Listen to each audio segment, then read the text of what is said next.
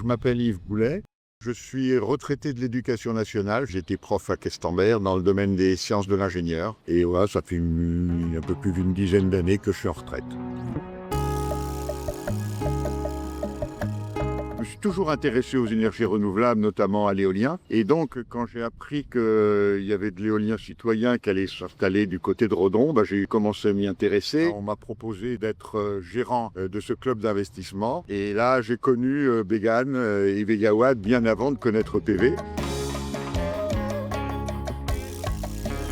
Begawatt, c'est l'association qui gère le parc éolien de Bégane. Ça a été le premier parc éolien citoyen de France. Et donc Begawatt s'occupe de gérer administrativement l'exploitation d'un parc éolien.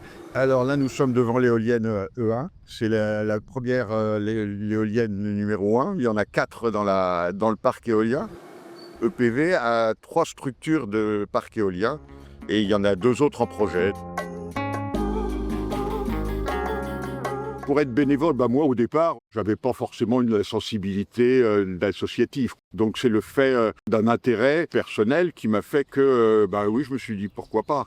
Et après, je suis rentré au comité d'administration de PV. Et là, j'ai découvert encore d'autres choses qui étaient extérieures à l'éolien, notamment sur la mobilité, sur le solaire, et puis j'étais membre initiateur de ELF. Alors au départ, la question était de se poser, comment consommer localement ce qu'on produit localement. Et donc c'est comme ça que le projet de flexibilité s'est mis en place.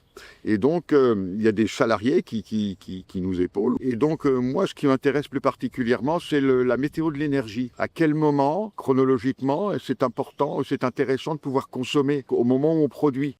Donc il faut savoir à peu près comment proposer des horaires aux gens, dire voilà, demain, à tel moment, ce sera peut-être plus intéressant de consommer parce que on va y avoir de la production et peu de consommation. Donc essayer de consommer à ce moment-là. Sur le plan personnel, ce qui m'a intéressé, c'est que j'avais un certain nombre de notions plus ou moins théoriques, techniques.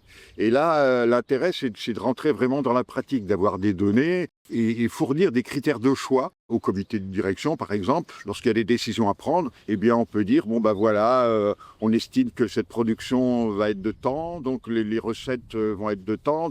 Personnellement, le fait de pouvoir faire des propositions, c'est intéressant. Alors, je ne suis pas le seul, il y a des gens aussi dans EPV qui sont à même de pouvoir travailler dans ces domaines-là, mais on confronte comme ça les idées et c'est intéressant. Et puis le côté collectif est intéressant, on ne travaille pas dans son coin.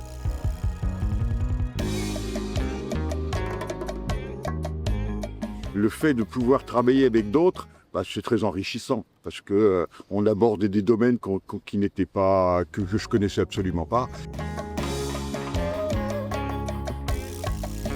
Chacun a ses petites compétences ou a son avis et on ne demande pas forcément des compétences. Si on en a, c'est bien parce qu'on peut faire profiter aux autres des compétences que l'on peut avoir, que ce soit de technique, juridique, économique, administrative ou autre. Et on monte en compétences, c'est-à-dire qu'avec des discussions, avec des professionnels ou avec des gens de PV ou avec des collègues, on apprend des choses.